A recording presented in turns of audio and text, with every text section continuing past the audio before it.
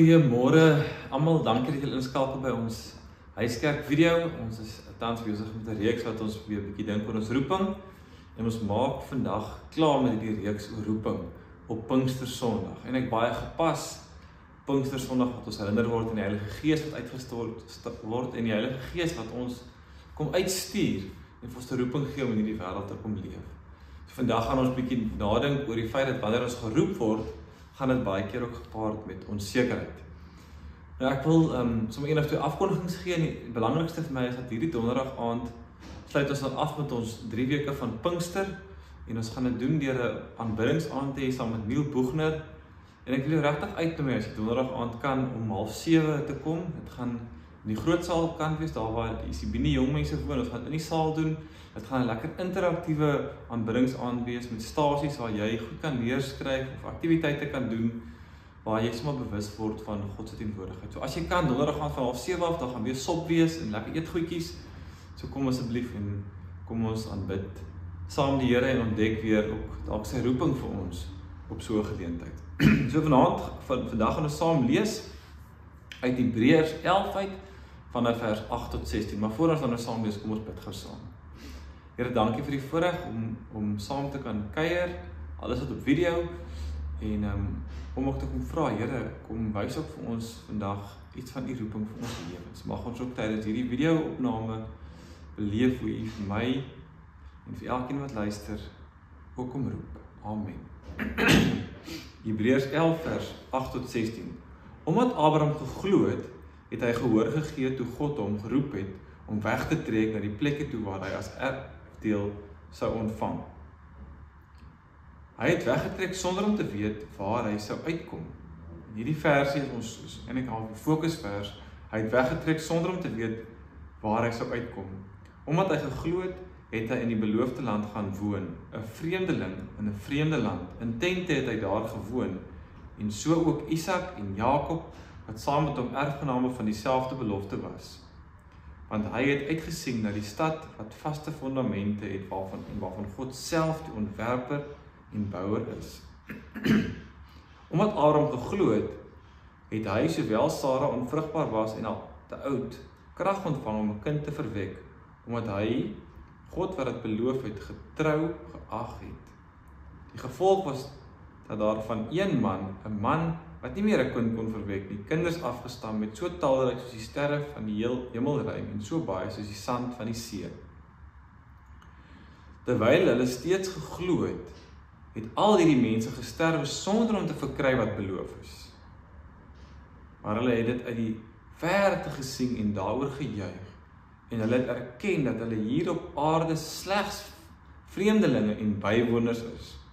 Mense wat so praat, gee daarmee duidelik te kenne dat hulle op soek is na 'n vaderland. As hulle terugverlang het na die land waaruit hulle weggetrek het, sou hulle die geleentheid gehad om daarheen terug te gaan. Maar hulle het na 'n beter vaderland. Dit is die hemelse verlang. Daarom is God nie skaam om hulle God genoem te word nie. Trouwens, hy het vir hulle 'n stad gereed gemaak. Ons lees net tot sover. Ek gaan net 4 punte maak en by ons erediens in die kerk gaan ek die kinders bietjie betrek, want die kinders is saam met ons in erediens en ek gaan voorbeelde ook vir hulle wys om vir hulle te help dit onthou en ek gaan dalk vir julle ook dit vandag so bietjie so doen. So die eerste is geloof of roeping beweeg sonder dat ons alles weet. Saam met roeping gaan daar 'n stuk onsekerheid. Vers 8 sê hy het weggetrek sonder om te weet waar hy sou uitkom. Nou ek het vir die kinders sou ek wil vra, as jy nou eendag na skool by die huis kom, en jy sien maar iets is bietjie vreemd, die kar is gepak, en jy gaan loer in die kar, jy sien maar wragtig, jou sakke is ook ingepak, al jou besittings is ook in die kar, en jy vra jou ouers, maar waarheen gaan, wat gaan aan? En hulle sê vir jou, ons gaan nie vir jou sê nie, maar klim in. Sou jy inklim, is die vraag, as jy nie weet waarin jou pad is nie. En ek dink meeste kinders sal dalk sê, ja, hulle sou inklim, waarom? Want dit is hulle ouers wat het van hulle vra, hulle vertrou hulle ouers. Nou vanoggend lees ons dat Abraham so geroep is. Ons lees dat hy weggetrek het sonder om te weet waarheen hy gaan. En dit is wild, dit is eintlik scary om te dink dat hy begin trek sonder om te weet waarheen hy op pad is. Ek kan my amper nie indink om so iets te doen nie. Maar toe ek weer dink aan hierdie voorbeeld van die ouers, uit die kar pak en sê klim, en toe besef ek, Abraham het dit gedoen en net dit gedoen omdat hy geweet het, God gaan saam met hom, omdat hy vir God ten volle vertrou het op hierdie reis. So vandag as ons weer dink oor ons roeping, dan sê ons vir mekaar, dat wanneer God ons roep, gaan dit amper altyd gesaam met onsekerheid. As God ons roep, weet ons nie altyd wat die eindbestemming gaan wees en waar dit gaan wees nie. Dit is om te reis, sonder dat jy in jou GPS kan intik waar jy wil eindig. Maar jy weet, jy moet begin ry. En vandag nog roep mense, roep God gewone mense soos ek en soos jy. Maar die probleem is, dat ons baie keer so vasgevang kan word in wat die volgende stap moet wees en wat die detail is van die reis, dat ons nie begin beweeg nie. Hierdie klein detail en beplanning raak vir ons so belangrik, dat ons nie die reis begin doen nie. Die eerste tree van roeping, wanneer ons geroep word, gaan gepaard saam met onsekerheid. En vandag herinner ons mekaar dat dit oukei is om onseker te wees wanneer God ons roep. Maar ons moedig mekaar ook aan om daai eerste tree te gee wanneer God ons roep. Al gaan dit gepaard met onsekerheid. Die tweede ene is, ons lees in die teks dat hulle het in tente gewoon. So geloof sou ons kon sê, of roeping woon in tente. Julle kan weer vers 9 en 10 gaan lees. Nou die van julle wat kampers is,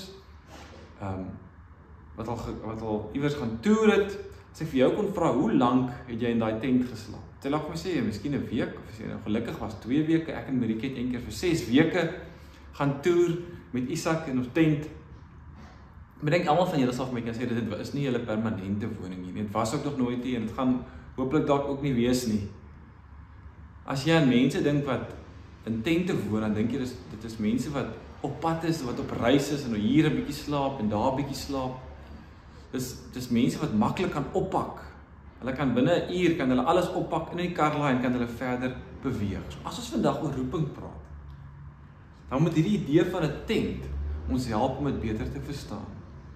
Soos wat 'n tent 'n tydelike verblyf is en maklik beweegbaar is, so moet ons roeping ons ook beweeg. Die eerste gelowiges, hierdie vroeë kerk, hulle was baie bekend daarvoor dat hulle maklik kon beweeg. Hulle kon beweeg waar die Here hulle geroep het en waar die nood hulle geroep het. En vandag is een van ons groot uitdagings dat ons soveel waarde reg aan ons huise en ons besittings, ons werke of wat ook al, dat dit amper vir ons onmoontlik begin raak het om te dink dat ons roeping ons ook na ander plekke kan beweeg. Ek wil nou nie vandag vir jou kom sê, verkoop jou huis en vat jou goed en trek nie. Maar, ek wil jou kom uitdaag, dat jou liefde vir jou werk of jou huis of jou besittings of wat ook al, nie in jou pad moet staan van God se roeping nie. God roep nog vandag mense en roeping beweeg ons. Soms na heeltemal 'n nuwe plek, maar baie keer beweeg ons roeping ons ook net buite ons huise, uit ons huise uit, na daar waar ons 'n verskil kan maak, en daar waar die nood is. Maar roeping beweeg. Jy kan dink aan iemand wat, as jy iemand roep, dan is die verwagting van jou af dat die persoon sal naderkom. En so, wanneer God ons roep, beweeg het ons, soos wat mense in tente aan die beweeg is.